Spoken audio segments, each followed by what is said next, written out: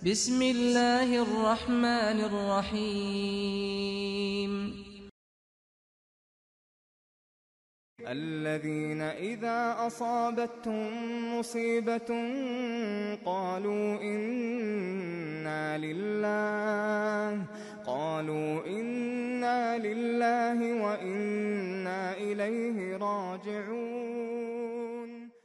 Hasan el-Basri rahimahullah çoğun alım tabiinlerin bir kişiye jolup kalat. Al kişi adamdardın ele biri jananda kemçiligi köp, күнөөсү köp жасаган ошондой бош шалакы кайдыгер адамдардын бири. Ошого жолуп калып сурайт. Кам таблук минас санават.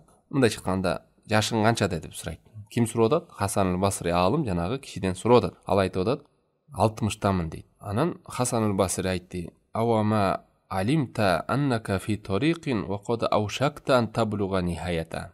Эй, сен билесиңби? Сен ушундай бир жолго келип калдың. Ошол жолдун аягына жетейин деп калдың деп Хасан el-Basri айтты. 60-та чыгып калган кишиге. Кала ар-раджул, ал киши айтты: "Инна лиллахи ва инна илейхи раджиун." Негизи бир кайгыны укканда, адамга жаңсыз бир нерсе болгондо өзү мустахаб болот, сүннөт болот. Адам ушул дуа дейбизби, ушул сөздү айтыш. Бул келген сунналарда. Бул киши ушул сөздү айтты. Инна лиллахи ва инна илейхи раджиун деген сөздү. Дегенде Хасан el-Basri тиги айтты: "Сен ушул сөздүн, азыр айткан сөзүңдүн маанисин билесиңби, тафсирин?" деди. "Хал та'риф тафсира? Тафсира хади калима?" Айткан сөзүңдүн тафсирин, маанисин билесиңби деп атат өзүң. Анан тиги киши кайра өзүнө суроо берди. "Не муну тафсири?" депчи. Мындай чыкканда билбейм деп атат да. Айтып бериңиз деп атат. Хасан el-Basri түшүндүрүп берет. "Инна лиллахи" деген биз Аллахтын мүлкүбүз, Аллахка таандыкпыз деген сөз деди. Мен Аллахтын кулумун, Аллахтын мүлкүмүн, Аллахтын таандыкмын дегенди билдирет деди. "Ва ана илейхи раджиун" дегени мен ага кайтып барамын дегенди билдирет деди. Диге түшүндүрүп берет айткан сөзүн. Мен анын кулумун, ага таандыкмын, анын мүлкүмүн, мен ага кайтып баратамын деди.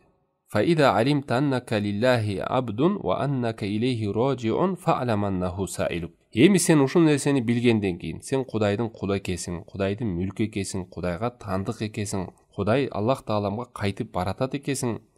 Анда сен билгин Аллах Таалам сенен сурайт экен дейт. "Ва иза алимта аннаху саилук фа'ид лил мас'ала жавабан."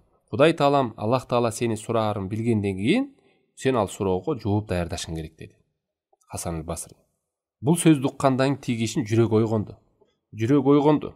Өзүнүн күнөөдө жүргөнүн, Кудайга тоо кылып кайтпаганын, ошондой ката иштерде жүргөнүн, бош жүргөнүн сезди адам. Анан сурап атат. Хасан el-Basri'ден жакшы суроо берди, караңыздар. Жакшы суроо берүү бул ошондой алымдарга жакшы суроо берилип калса, ушундай жакшы жооптор келет. Ошонун артынан ошол адам эле эмес, үммөт пайдаланып калат. Караңыздар, ошол кишинин жакшы суроосунун артынан канча пайдаларды алып атабыз биз артынан. Эми эмне кылайын анда деп суроо берди. Дегенде Хасан el-Basri жооп берип атат. Рахимахуллах. Эми болор иш болду деп атат. Болор иш болду. Ахсин фима бакия югфар лака ма кодмада. Эми 60-ка чыгыпсың мындай айтканда, калган өмүрүңдү жакшы өткөз, өткөн күнөң кечирилет деп атат. Субханалла. Артты кылчактап карап, кайгырып, мындай кылганымда, тигиндей кылганымда болду, бүттү, болор иш болду. 60-ка чыгыпсың, эми калган өмүрүңдү тобо кылып, күнөөлөрдү таштап, жакшылыкка бет алып, Кудай Тааламга кайрыл. Ушул жагыңды оңдо, өткөн күнөң кечирилет. Караңыздарчы. Мына бизге шанс. Айтпайлы мындай болду, анан тигиндей болду, алжып калдым, картайып калдым деп. Мына мүмкүнчүлүк барбы? Колдонолу. Пайгамбар саллаллаху алейхи вассалам хадистер келген: "Иннамал амал бил хаватим", амалдар аягында билинет деп. Ошон үчүн бул шансты колдонуп калыш керек. Андан кийин айтат: "Фа иннака", башка бир хадистерде айтат: "Фа иннака ин асата фима бакия ахаста фима бакия ва фима мада." Калган өмүрүңдү да жаман өткүзсөң, тоо кылбай. Анда ошол калган өмүрүңдү да күнөөсүн мойнуңа аласың. Жана өткөн буга чейин да шалакы бош болуп келген кылган туура эмес күнөөлөрүңдү да мойнуңа аласың. Экөөнү бирдей аласың. Ал эми калган өмүрүңдү жакшы өткөзгөн болсоң, өткөн күнөөлөрүң кечирилет дейт. Инна лиллахи ва инна илейхи раджиун деген биз Аллахтын кулубуз, биз Аллахка кайтып баруучубуз деген сөздү көбүз айтып жүрөбүз. Бир кыйынчылык болгондо айтабыз, жагымсыз кабар болгондо айтабыз. Бул сөз Куранда да келген бул аят. Момундардын сөздөрү бул айтып жатырганда. Караңыздар, ушул сөз менен эле тиил кайдыгерде жүргөн, күнөөкөр болуп жүргөн адамды Хасан el-Basri алым бир сөз менен маани берип, ушуну жүрөгүн ойгот. Ушунун маанисин билесиңби деп. ушул келген Аллах Тааламдан келген зикир сөздөр, дуалардын маани маңызын билүү кандай жүрөктө ой которун байкадыңыздарбы бул окуядан? Мунун артынан эмне келип чыкты? Ошон үчүн бул окуяны айтты. Мына аламдар ушундай болгон, адамдардын Кудай Тааламга болгон үмүтүн өчүргөн эмес, кантип дарылаш керек, кантип дават кылыш керек билген. Кээ бир адамдар бир күнөө иштин көрүп калса, аны кайра кубаттап, жакшы жолго чакырган ордуна аны коркутуп, үркүтүп, сени Кудай кечирбейт, сен болбой калдың, жарабай калдың деп, Аллах сактасын, аны адам бешбетер алыстатып салгандар бар.